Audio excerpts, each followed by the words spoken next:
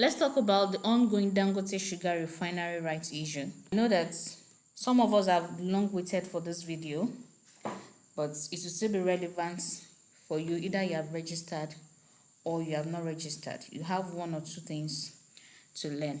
So in this video, we're going to be talking about what exactly is rights issue, who is qualified for the rights issue, what if you just bought Dangote Sugar after the qualification date, can you buy more than your allotted shares, and at the end of the video, I'm going to show you step by step how to accept your allotted rights issue, and also if you want additional rights issue. I'm going to show you step by step on how to fill your form. So let's get straight into it.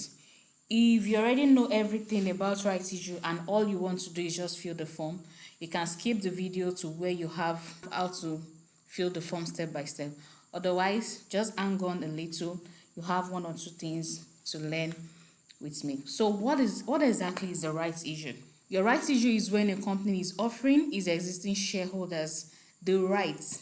It's not an obligation. You have a right to it, but you can choose to take it up and you can choose not to take it up. They offer you as the existing shareholder the right, not an obligation, to buy the shares of their company at a discounted price. Another one is that it's one of the ways the company raises money from its existing shareholders instead of borrowing from new investors or from borrowing from banks. So in my opinion, this current Dangote Sugar Rights Issue is a win-win, both for the company and even for you as an investor. But because I don't want this video to be too long, I'm not going to be talking about how it's a win-win. I'm just going to leave that out. So the other one is, how do you know if you qualify for the rights issue? You only qualify for it if you already own these Dangote Sugar shares on or before the 20th of April 2026. If you have bought Dangote Sugar on or before 20th April 2026, then you qualify. But what if you have bought some before and you bought some after, and you are not even sure of the quantity of shares that you bought before? Don't worry, we'll get to that. I'll show you how to know the number of shares you already own as at the time of the qualification date. So this rights issue is at the rate of 16 naira, and the current market price as at the time of making this video is 79 naira 50 kobo, which means if you are taking up your rights as at today, it means there's already a 19 naira 50 kobo discount. Now, this does not mean that the price will remain stable till the time the shares are allotted. The price could increase and the price could reduce. However, I don't envisage a reduction as low as 16 naira, even as at the time the shares will be allotted. So now is a 2 for 3 offer, which means for every 3 shares you own, you'll be given 2 units as rights, which means if you own like 300,000 units of shares, you have a right to 200,000 units of shares. Don't worry, we'll get into that also when we are filling the form. And the closing date is 24th June 2026. Okay, so what if you bought after the qualification date? Can you still take up rights? Can you still participate in one way or the other?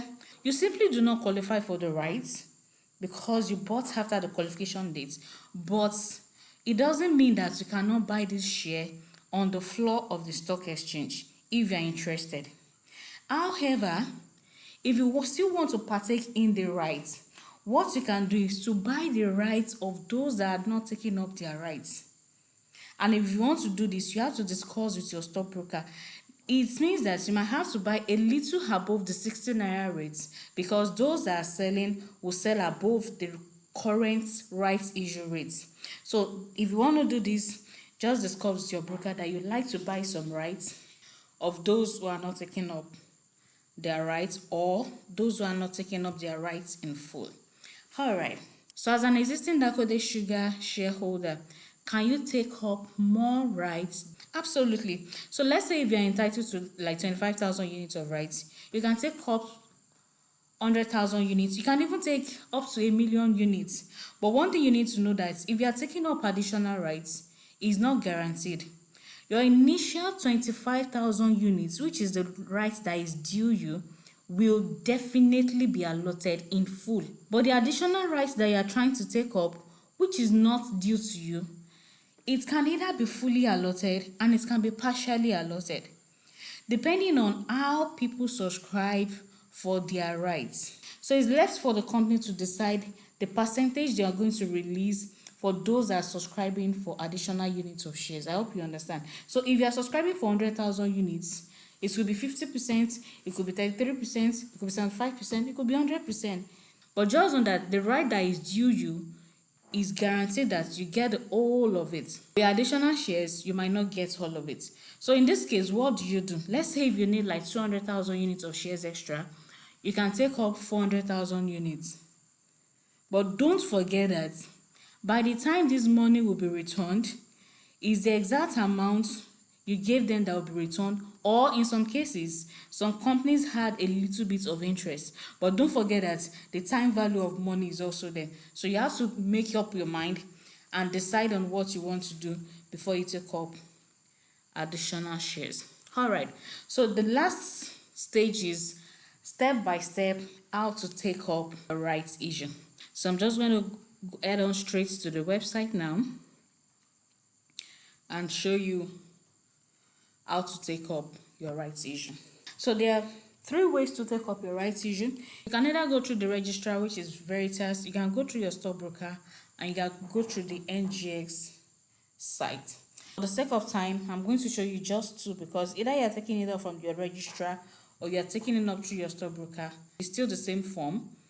But if you want to take it through the NGX, that means you are filling the form online and submitting online. And download the form, fill the form, and send to your stockbroker. So let's go through the first one already. Now, if you need the link to this form, just type link in the comment section and I'm going to send you the link. Now, if you want to know the number of shares, both the number of shares you own as at the time of the qualification date and the shares you are entitled to. So you don't need to press calculator. You're just going to get it from here. So what you need to do is, see the search option, just come down here. Now you can use any of these options to search for what you own. So what I'm going to do now is, I'm going to type any one of these and it's going to reveal every other detail I need. So I'm using my phone number, but preferably use your BVN, your CHN, or your email address. So here we go. So now it has shown me my account number, the shareholder's name, the units I own as at the time of the qualification date. This is the unit I own, then the rights issue I'm entitled to. So, and it's also showing me the amount I'm going to pay for the rights issue. So now, depending on if you're using your phone or a system, now because I'm using a system, you can see that it's showing the download icon. If you're using a phone, you might have to scroll to the right hand side before you see where this download is. So what you just need to do is go to where you have this download, click on the download, and it's going to show you all the details that you need. That's for the form. The form is a 2-page form.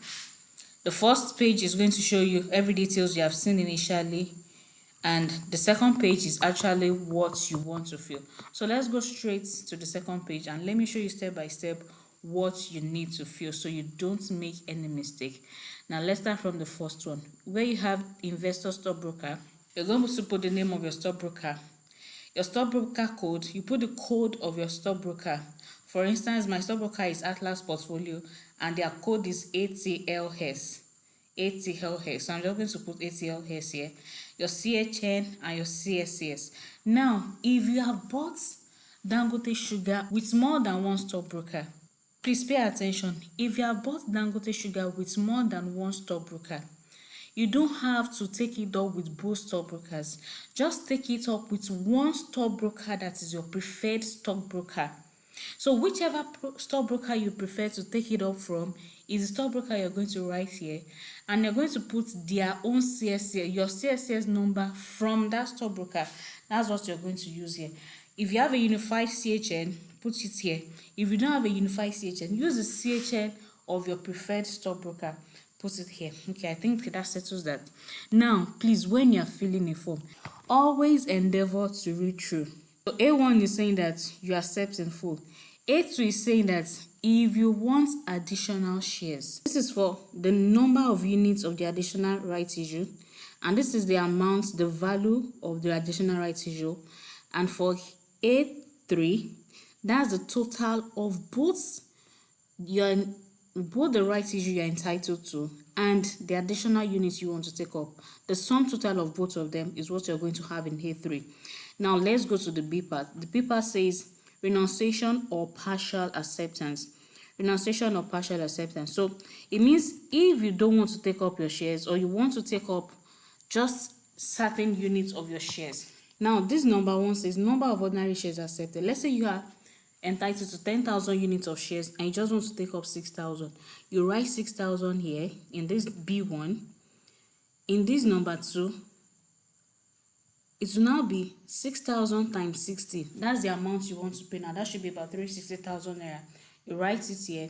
Then the number you are renouncing, which is 4,000 units. You write the number of units you are renouncing in this box. Now, this amount is what you are paying. That's the amount you write in this column now. Let's move to the next one. You have the B part. Now, the B part, either you are taking up your rights in full or you are taking up your rights partially. Everybody must fill this part. Please take note, like I told us, let's always read when we have a form. So this form is saying, so in this form they are telling us that you must fill with block letters, which means you must fill with capital letters. And if you take notes, you see that your surname should come first, then your first name and your middle name. So that's the order in which you're going to write your name here. Surname first, then your first name and your middle name. And if it's a corporate organization, please write the full name of the corporate applicants in that box. Now, this other box says next of kin. You are writing the name of your next of kin in this box. And here, you are writing your date of birth, not the date of birth of your next of kin. You are writing your own date of birth here, your telephone number here, your email address there. Now, bank details for e-dividends. Bank details for e-dividends. The bank you prefer to be receiving your dividends with, that's the bank you're going to write. So write the name of the bank and the branch. Write your TIN if you have. If you don't have it, just ignore it. Write your account number, write your BVN and sign. After signing, these other two is only if it's a corporate organization. If it's not, please, if you're an individual, please ignore. And also this second part, if you're an individual, please ignore. Now, having filled this form, what do you do? Because I know the next question we want to ask is, Benita, how do I make this payment now? Don't forget that this is a form to be downloaded. So when you download this form, what you now need to do is reach out to your stockbrokers. Different stockbrokers have different ways they receive funds for their offers. For me, I use Atlas Portfolio, and for Atlas Portfolio, all you need to do is just make sure that your account, that's your Atlas account, is funded. When you send them this through a mail, they will deduct the funds directly from your brokerage account. A lot of stockbrokers does that, but there are some stockbrokers that they will give you a particular account number to pay into. So you want to know what works for your stockbroker. So what you need to do is send this form to your stockbroker and request that, are you paying directly to a bank account number, or you should fund your brokerage account and they are going to deduct it. Please, when you are sending your form to your stockbroker, always tell them to acknowledge the receipt of the form. I believe we understand this first part. And the second part is, if you don't want to download the form, print out, and have to snap and send back, another method you can use is go directly through the NGX site. If you also want this link, please just write link in the comment section and I'm going to send to you. So with this platform, you don't need to download, you don't need to print out anything. You can take up your rights directly online and pay online. So let's go through it together quickly.